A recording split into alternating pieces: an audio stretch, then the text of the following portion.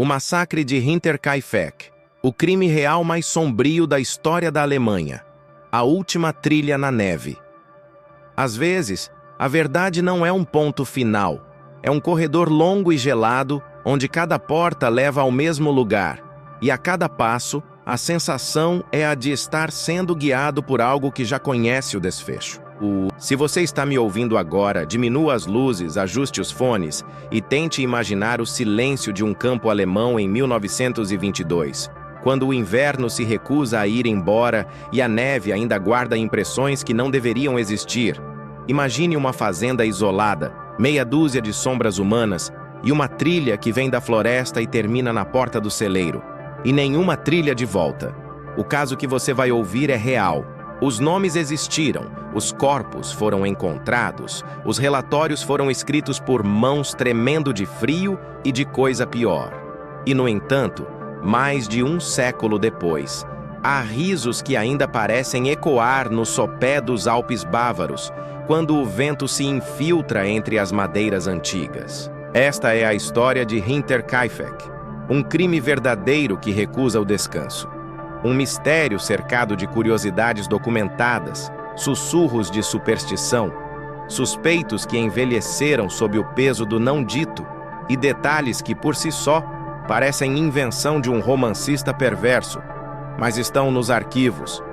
Fique comigo até o fim, porque a última imagem que você verá não é a de um culpado atrás das grades, e sim a de pegadas que continuam frescas onde já não existe ninguém. A fazenda ficava entre as vilas de Gröbern e Kaifeck, próxima de Neuburg an der Donau, na Baviera. O mapa é despretensioso. Um punhado de casas distantes, uma estrada de barro, o desenho de um riacho fino como um corte de navalha. A propriedade pertencia a Andreas Gruber, 60 e poucos anos, e a sua esposa, Cecília, tão marcada pela vida quanto as tábuas do celeiro.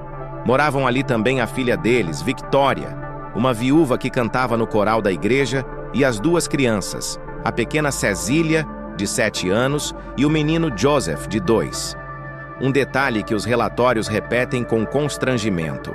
A paternidade de Joseph era confusa, um segredo proclamado aos cochichos, uma sombra que envergonhava e irritava quem vivia naquele mundo de normas endurecidas.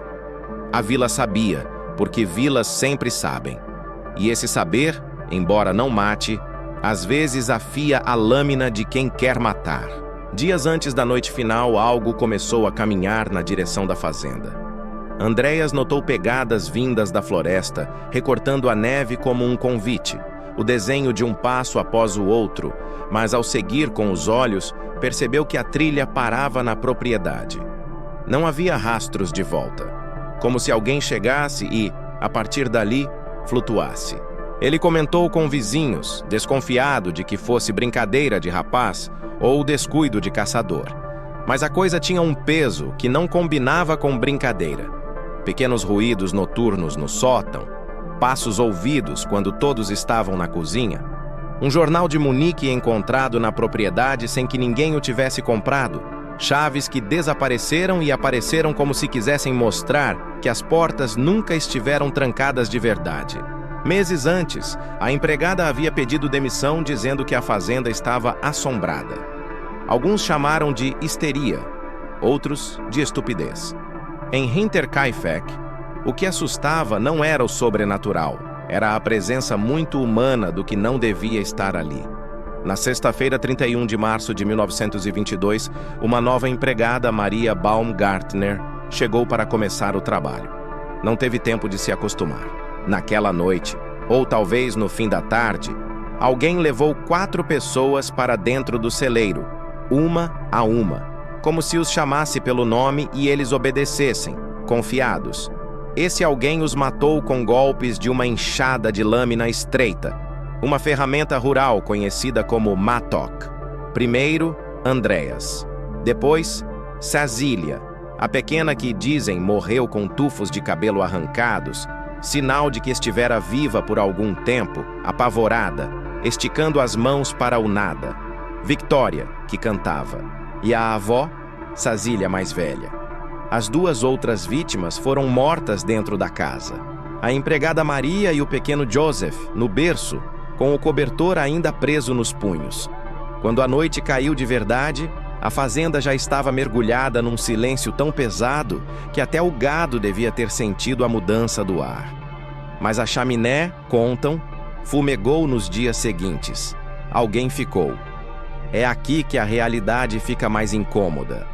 A teoria mais aceita pelos investigadores da época é que o assassino, ou assassinos, permaneceu na fazenda por alguns dias, alimentando os animais, acendendo a lareira, comendo pão recém-assado encontrado depois em migalhas sobre a mesa. O cachorro foi amarrado com cuidado. O gado não morreu de fome. A casa parecia ocupada. Não havia pressa. O crime não se comportou como crime. Comportou-se como residência. E isso explica por que ninguém suspeitou nos primeiros dias. A chaminé falava. Só quando crianças da escola comentaram que a pequena Cecília não havia aparecido na aula desde a sexta, e o carteiro notou pilhas de correspondências não recolhidas, e o leiteiro viu jarros intocados, e o vizinho Schlittenbauer desconfiou do silêncio, é que algumas lanternas se acenderam. Eles foram até o celeiro. A palha cobria algo que não deveria estar coberto. Um braço, o contorno de um ombro, o cheiro quente da morte. As lanternas tremeram nas mãos como vagalumes presos. O que estava escondido começou a olhar de volta. A polícia de Munique foi chamada, e ali, no mesmo celeiro onde a família tinha separado grãos e ferramentas, os policiais separaram certezas e impossibilidades. O cenário parecia montado por um autor paciente. Não havia sinais de luta que justificassem o massacre em grupo. As vítimas estavam dispostas como se tivessem sido atraídas, isoladas uma a uma, e abatidas sem gritos suficientes para o escândalo. O instrumento, a tal enxada de lâmina, foi encontrado mais tarde, escondido no sótão. Dizia-se que Andréas reclamara de barulhos no forro. Alguns vizinhos afirmaram, com aquela tranquilidade do depois, que tinham visto luzes em horários estranhos e ouvido o galo cantar antes da hora, mas memórias crescem como capim sobre o sangue. Tudo vira pista, tudo vira profecia. Uma curiosidade documentada, no entanto, é sempre citada. Não havia pegadas de saída.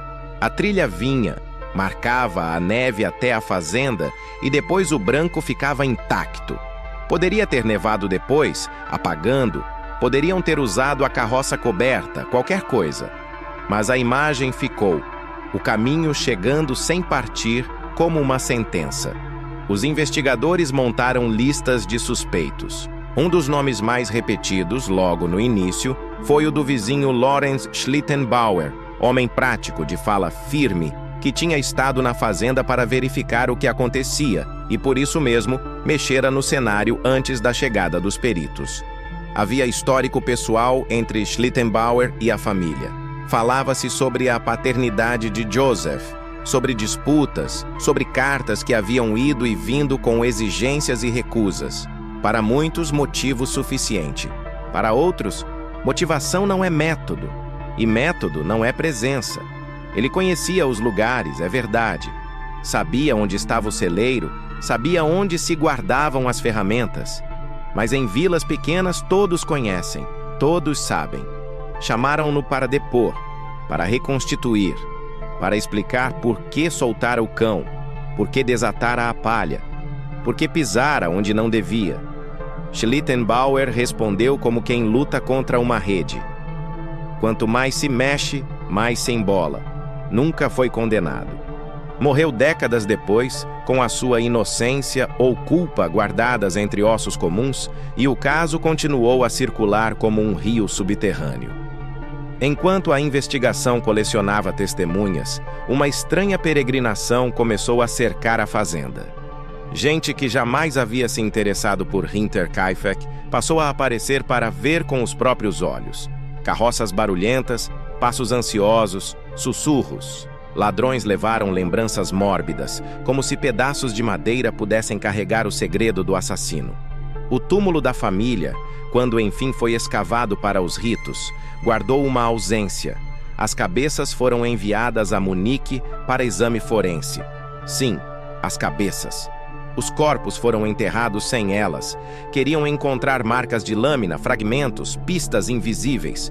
Anos depois, durante a guerra, as cabeças desapareceriam num bombardeio. Restariam ossos sem faces. E o rumor de que, sem olhos, as vítimas também não podiam testemunhar nos sonhos dos vivos. A linha do tempo oficial tem que conviver com os desvios da memória coletiva. E é aí que as curiosidades, cuidadosamente registradas, parecem grãos de areia nos dentes. O jornal inexplicável de Munique encontrado na fazenda. A empregada anterior que disse ter ouvido passos no sótão e vozes. E foi embora. As chaves que sumiram antes do crime. Um homem com barba visto por uma criança, parado à beira da floresta, observando a casa como quem contempla um problema de matemática. A fechadura que parecia forçada e, no entanto, se abria fácil demais. Cartas com ameaças escritas em letras cuidadosas. Uma teoria que ganhou força por anos. O assassino era alguém que conhecia profundamente a rotina da família, o mapa da casa, os hábitos do gado.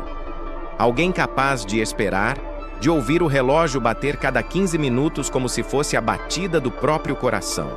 Alguém que nos dias depois do massacre ficou dormindo na cama dos mortos, reencenando refeições como um ator em peça vazia. Décadas se passaram.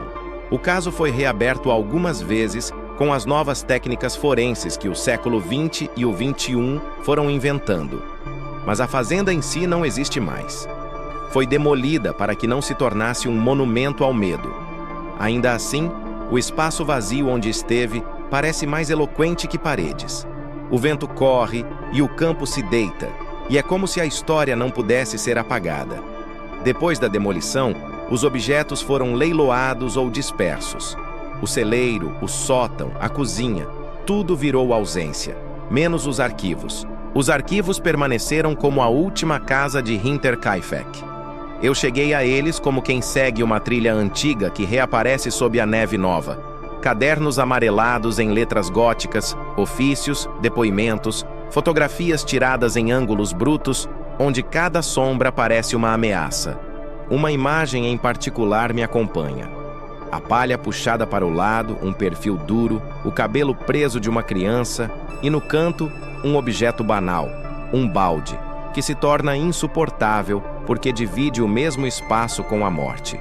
Em outra, o berço de Joseph. Em outra, a mesa com pão. O pão fascina. Ele diz, alguém comeu. Ele diz, alguém não foi embora. Há um momento quando você pesquisa um crime real em que a curiosidade deixa de ser um impulso inocente e se transforma em cumplicidade silenciosa. Você já não é apenas alguém que quer saber. Você é alguém que alimenta o caso, que dá a ele mais um corpo, o seu, para arrastar consigo. Foi nessa hora que eu quis parar, mas algo me puxou de volta aos depoimentos de vizinhos que falavam baixo, como se a própria fazenda pudesse escutar. Um dizia ter visto Schlittenbauer sobressaltado, outro lembrava de um soldado retornando da guerra com a cabeça perturbada, outro acusava um parente distante por inveja de terras. Há ainda a hipótese de um ladrão que encontrou resistência e perdeu a cabeça. Uma briga que escalou, uma vingança enfeitada de luto. Mas quando você olha nos olhos de uma hipótese, e todos têm olhos, descobre que nenhuma delas explica o pão mastigado, ou o cachorro amarrado, ou o cuidado com o gado. Ninguém que odia ficaria para dar de comer, a não ser que o ódio se parecesse com amor, ou com pertencimento, ou com destino. Às vezes, na leitura dos documentos, eu sentia que o assassino tinha confiado demais na neve. Acreditara que o branco absolveria, que o frio apagaria, que tudo se dissolveria como vapor de boca no nascer do sol. Mas a neve fez o oposto. Gravou. Fez da chegada um carimbo. A história gosta de ironias, e esta é uma delas. Outra ironia é que na paranoia posterior, a vila inteira se tornou suspeita, sem que ninguém ao mesmo tempo se tornasse culpado. Uma culpa espalhada é um deserto, E a cidade aprendeu a caminhar sobre esse deserto com normalidade estudada, assobiando para afastar o silêncio. Existe, porém, uma última curiosidade, das que a gente duvida porque parece roteirizada, mas está anotada em folhas com carimbo e assinatura.